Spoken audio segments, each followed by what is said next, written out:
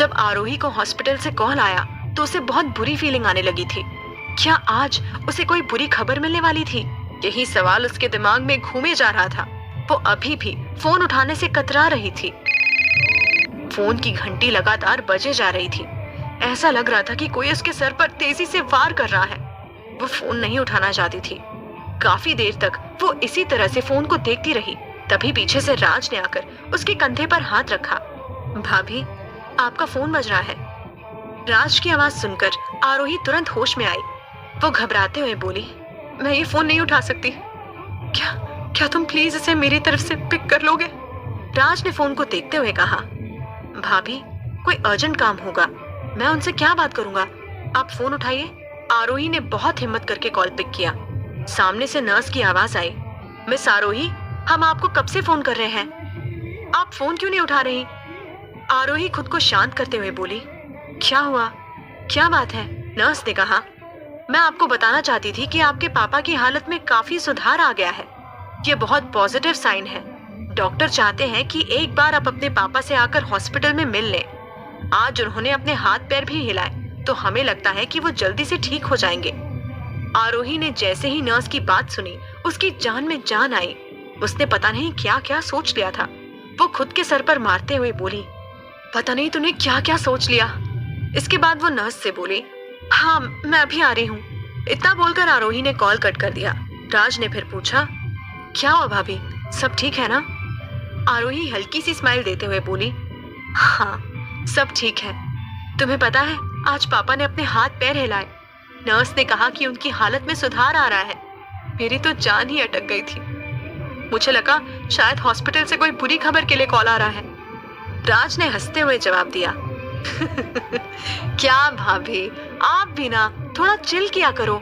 इतना टेंशन क्यों लेती हो? और आपके पापा ठीक हो रहे हैं, ये बहुत अच्छी बात है। आपको उनसे मिलकर आना चाहिए।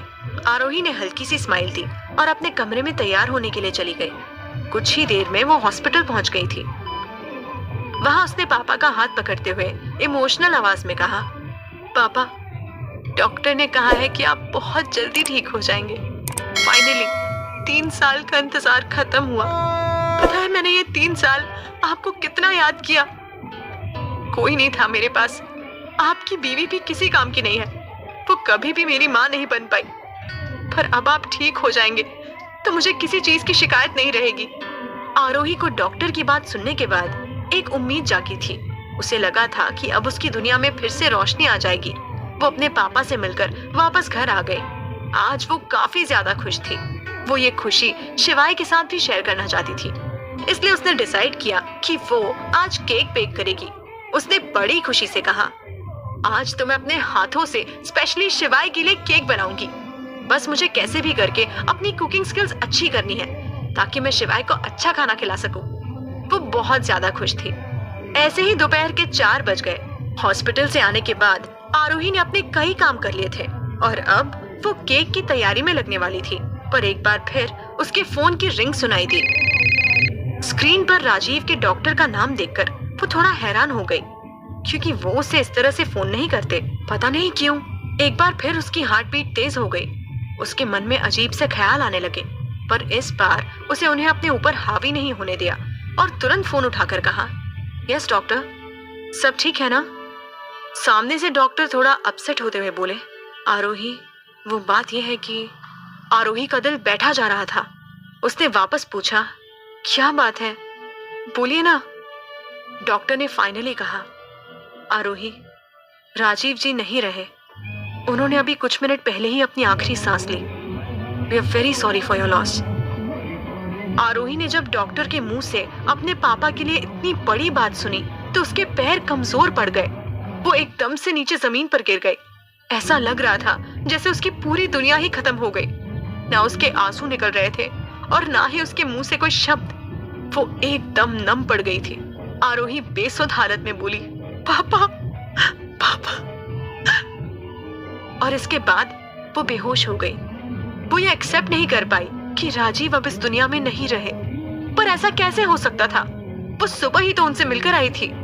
राज ने जब देखा कि आरोही हॉल में बेहोश पड़ी है तो वो भागता हुआ उसके पास आया। उसने चिंता भरी आवाज में कहा, भाभी, भाभी, क्या हुआ आपको? भाभी उठिए। उसने जल्दी से आरोही को सोफे पर लेटाया, उसके मुंह पर थोड़ा पानी छिड़का और पेपर से थोड़ी हवा भी की ताकि उसे जल्दी से होश आ जाए। करीब 5 मिनट इंतजार करने के बाद आरोही होश में आई। उसे याद आया कि बेहोश होने से पहले उसने डॉक्टर से अपने पापा की मौत के बारे में खबर सुनी। वो तुरंत खड़ी हो गई। मेरा फोन कहाँ है? वो आसपास अपना फोन ढूंढते हुए बोली। पास बैठे राज ने जल्दी से उसका फोन उसे दिया और पूछा, क्या बात है भाभी, आप इतनी घबराई हुई क्यों हो? आपको पता है आप बेहोश हो गई थी। अब आरोही पूरी तरह से होश में आ गई थी। उसे एहसास हुआ था कि उसने अपने पापा को खो दिया है, वो भी जिंदगी भर के लिए। अब उसका इस दुनिया में कोई नहीं बचा। बस यही सोचकर वो रोने लगी। वो रोकर अपने अंदर का सारा दर्द निकालना चाहती थी, पर ये चंद आंसू उसका दर्द कम करने के लिए काफी नहीं थे। आरोही को इस तरह से रोता हुआ देखकर राज को कुछ भी समझ नहीं आ रहा था। तभी आरोही अपनी रोती हुई आवाज में चिल्लाते हुए बोली, मेरे पापा इस दुनिया में नहीं रहे। क्यों भगवान जी, क्यों? आपने मेरे पापा को मुझसे क्यों छीन लिया? क्या बिगाड़ा था उन्होंने किसी का? मेरे साथ ही ऐसा क्यों? पापा, पापा प्लीज, पापा वापस आ जाओ। उसकी बात सुन राज उसकी हालत समझ रहा था। उसे खुद भी विश्वास नहीं हो रहा था कि ये सब कुछ इतना अचानक कैसे हो गया। उसने सुबह ही तो आरोही के मुंह से सुना था कि उसके पापा ठीक हो रहे हैं और अब वो इस दुनिया को छोड़कर जा चुके थे। उसने उसे हिम्मत देते हुए कहा, भाभी, मैं आपको रोने से नहीं रोकूंगा, पर आपको खुद को संभालना होगा। आप ऐसे टूट नहीं सकते। हम दोनों अभी हॉस्पिटल चलते हैं। मैं भाई को भी इन्फॉर्म कर देता हूँ। आरोही को इस वक्त ना कुछ समझ आ रहा था, ना ही वो समझने की सिचुएशन में थी। उसे बस अपने पापा दिख रहे थे। वो बस अभी कैसे भी करके उनके पास पहुंचना चाहती थी। उसने जल्दी से राज को हॉस्पिटल चलने के लिए कहा। राज ने शिवाय को सब कुछ पहले ही बता दिया था। जैसे ही वो लोग हॉस्पिटल पहुंचे, आरोही भागती हुई राजीव के वार्ड में गई। वहां राजीव की डेड बॉडी उनके बेड पर थी। डॉक्टर ने सफेद चादर से उनका चेहरा कवर किया हुआ था। अपने पापा को इस तरह से देखकर आरोही के पैरों तले जमीन खिसक गई। उसकी तो उन्हें फेस करने की भी हिम्मत नहीं हो रही थी। वो फिर रोते हुए बोली, पापा, पापा आप मुझे छोड़कर नहीं जा सकते। उठिए, उठिए ना, देखो ना आपकी आरू आई है। पापा, पापा प्लीज, पापा उठिए ना, मैं आपके बिना नहीं रह सकती। उसकी आवाज में उसकी तकलीफ साफ पता चल रही थी। इसके बाद उसने एक आखिरी बार अपने पापा का चेहरा देखा। कुछ देर में वो थोड़ी शांत हुई तो उसने वहीं खड़ी नर्स से पूछा, मुझे समझ नहीं आ रहा कि ये सब अचानक से कैसे हो गया। आप लोगों ने मुझे सुबह ही तो कहा था कि पापा बिल्कुल ठीक है, उनकी हेल्थ रिपोर्ट भी अच्छी थी, सब कुछ अच्छा चल रहा था, तो फिर अचानक से ये सब कैसे हो गया? उस नर्स के पास इस बात का कोई जवाब नहीं था। वो अपना सर झुकाते हुए बोली, पता नहीं ये सब कैसे हुआ। जब मैं यहाँ पर आई तो उनका ऑक्सीजन पाइप हटा हुआ था। हमें लगता है कि राजीव जी ने ये खुद ही किया है। शायद उन्होंने जीने की उम्मीद छोड़ दी थी। जीने की उम्मीद छोड़ दी थी? आरोही गुस्से में बोली, क्या बकवास कर रही हैं आप? मेरे पापा कुछ भी कर सकते हैं पर हार नहीं मान सकते। माना कि वो इतने सालों से इस बिस्तर से नहीं उठे हैं, पर इसका मतलब ये नहीं कि वो खुद की जान ले ले। किसने मारा है मेरे पापा को? मुझे अगर ये नहीं पता चला तो मैं किसी को भी नहीं छोड़ूंगी। आरोही गुस्से से तिलमिला रही थी। उसे पूरा यकीन था कि किसी ने जानबूझकर उसके पापा का मर्डर किया है। किसी ने वो ऑक्सीजन पाइप हटाई ताकि राजीव इस दुनिया से आरोही को छोड़कर हमेशा के लिए चले जाए।